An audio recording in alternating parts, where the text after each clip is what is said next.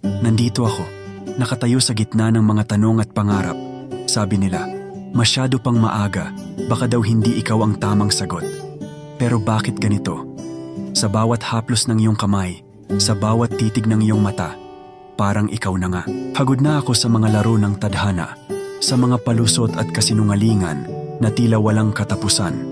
Ngayon sa piling mo, gusto kong maniwala na ikaw na ang siyang magtatapos ng lahat ng aking alinlangan.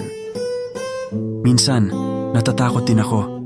Baka masaktan ulit, baka umasa ng sobra, pero mas malakas ang panalangin ko na sana ikaw na ang hindi bibitaw, na sana ikaw na ang magpaparamdam ng tunay, yung pagmamahalang hindi maglalaho sa isang iglap, yung pagmamahal na hindi susuko, kahit ano pa ang harapin.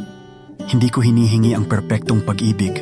Ang hiling ko lang ay ang pag-aaruga, ang tiwala at isang relasyon na may pangako, na kahit maaga pa, umaasa ako na ikaw na nga.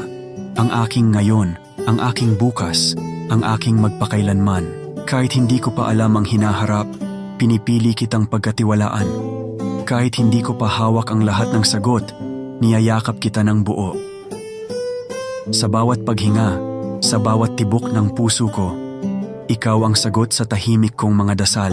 Sana nga ikaw na, at sana hindi mo ako iiwan.